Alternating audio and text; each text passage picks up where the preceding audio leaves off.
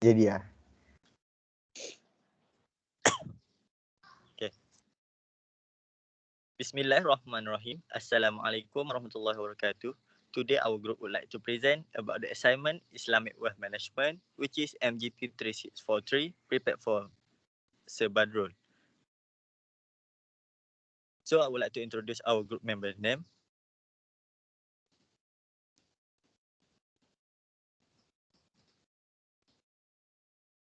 Which are bin AZMI.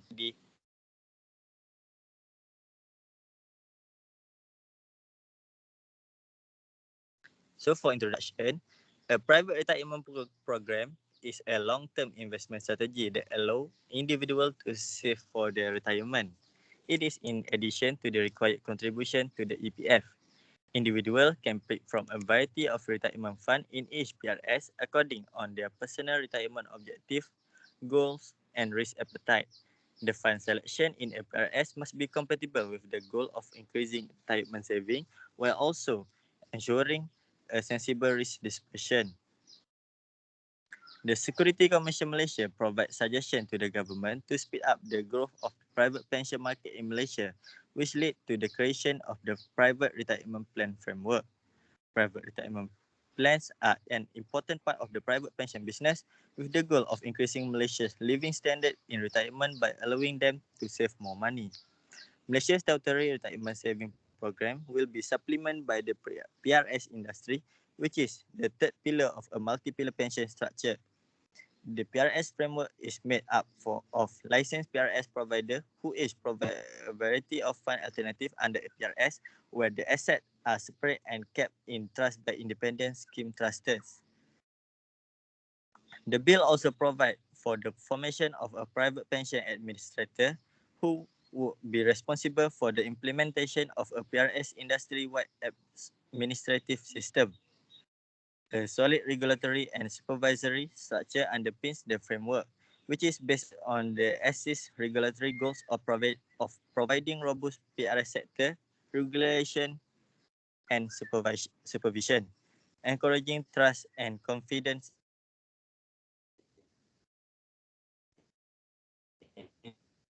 in PRS scheme, must approve all key intermediaries in the PRS market, including the PRS provider, private pension administrator, scheme trustee, and PRS distributor. The PRS will be structured as a trust with the same scheme trustee guaranteeing that the fund's assets are kept separate from those of the PRS provider. The PRS provider will properly manage the money under the PRS in order to help members achieve their retirement goals. The change will allow the CMSA private retirement system to operate and will be subject to ongoing regulatory requirement on monitoring. So for the next slide, I would like to pass to ALIFF ZAILAN.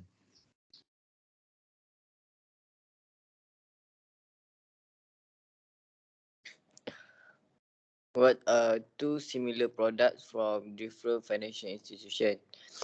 There are two products that are similar to private retirement scheme, which are Employees Provident Fund or EPF. Employees Provident Fund is a federal statutory body under the Ministry of Finance jurisdiction. It is in charge of the Malaysian private sector's mandatory savings plan and retirement planning. Malaysian nationals working in the private sector are required to join the EPF, where non-Malaysian citizens can opt out. The EPF is designed to assist private sector employees in saving a portion of their pay in a lifelong banking plan, which which will be utilized mostly for retirement, but also in the event that the employee is temporarily or permanently unable to work. Employers can use the EPF as a framework to satisfy the legal and moral commitments to their employees. While in savings, a member's EPF fund can be utilized to invest in firms that the organisation deems lucrative and lawful, with profit sent to the member's account. Members may also utilize their EPF resources to make their own investment habits such as activities are not insured by the EPF and any losses must be borne by the members. Next product is Retirement Fund, KWAP. KWAP is a legislative agency that oversees Malaysia's public employee pension program.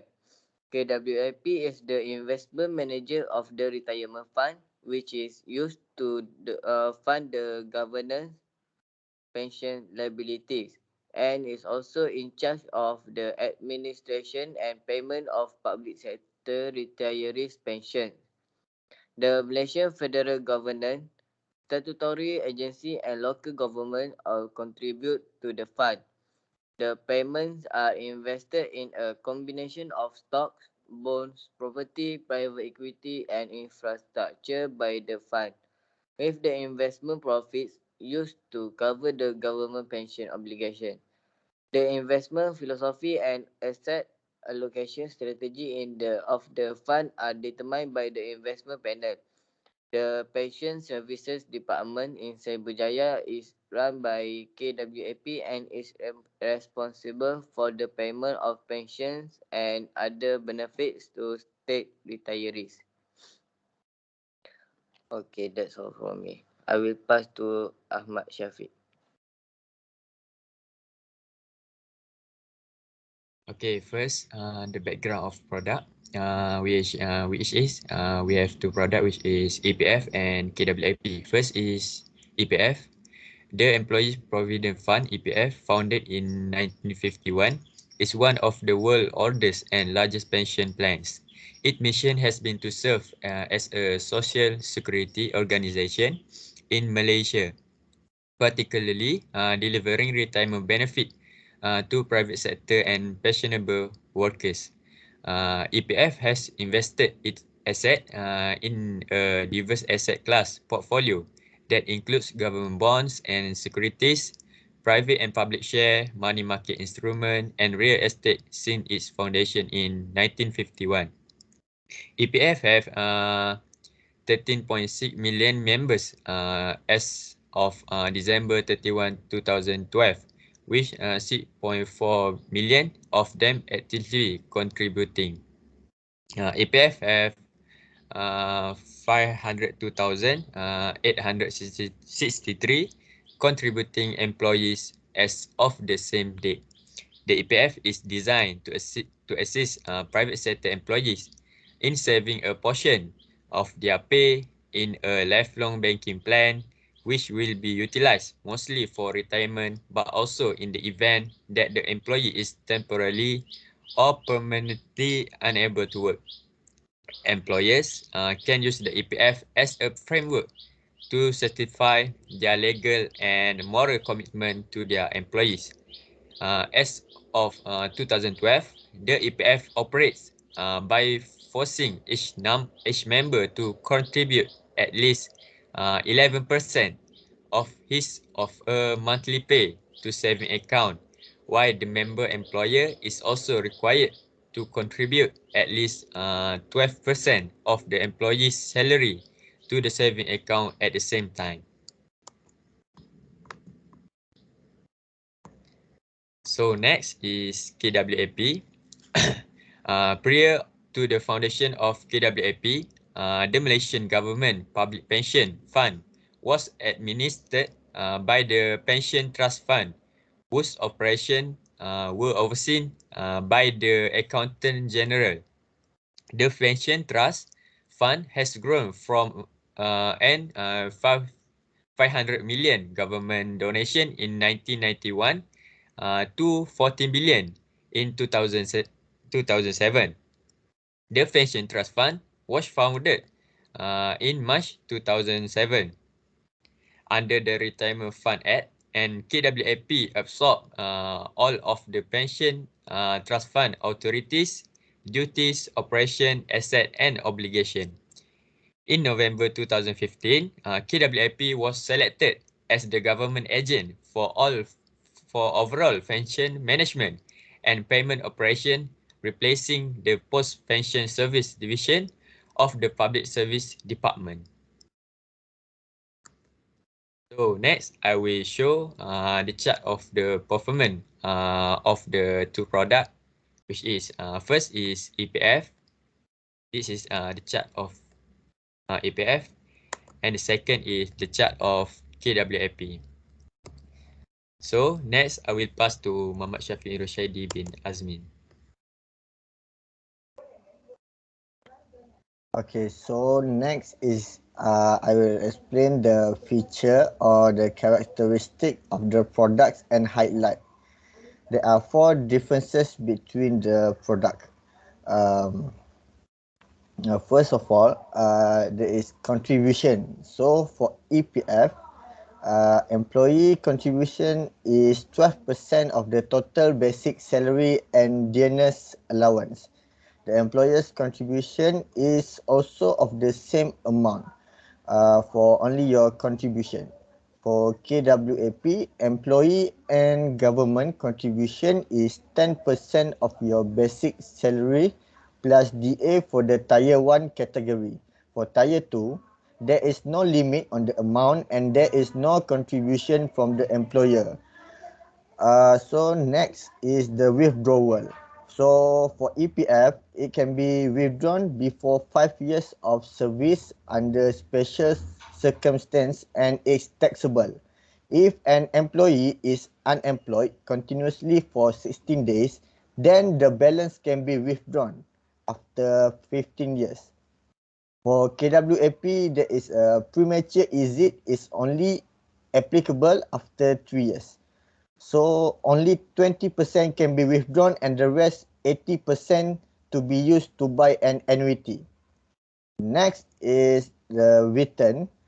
So for EPF, there will be a fixed by the government, and for KWAP, it is as per market. And the last one is tax liability. EPF is tax-free while KWAP is annuity subject to taxation. So next, I will state the amount of initial investment or minimum financing amount, and I will explain how to invest in the product. So first, you must log in to your EPFI account. Next, you must select investment on the menu bar. Then on the buy screen, you must select a principal, then choose your fund. For your mention, you can start investing with RM1000. So, and the last one, after you select principal as your preferred fund management, you will be complete your transaction. So for the conclusion, the Malaysian government has made a strong effort to create PRS, which is available to all working or self-employed Malaysian residents, and it allows them to increase their retirement savings in a well-regulated environment. However, there are a number of concerns that must be addressed in order to strengthen and expand the legal framework. Um, Apart from that, the present standards lack uniformity in the execution of a governance policy, since providers are granted discretion in terms of PRS implementation because it is dependent on each PRS provider's vision, goal, and aim. The authors believe that rules on an uniform best practice in PRS governance should be established. Standard operating procedures for PRS based on Sharia should be created and implemented. This aims to improve PRS management quality and increase trust among donors and prospective investors.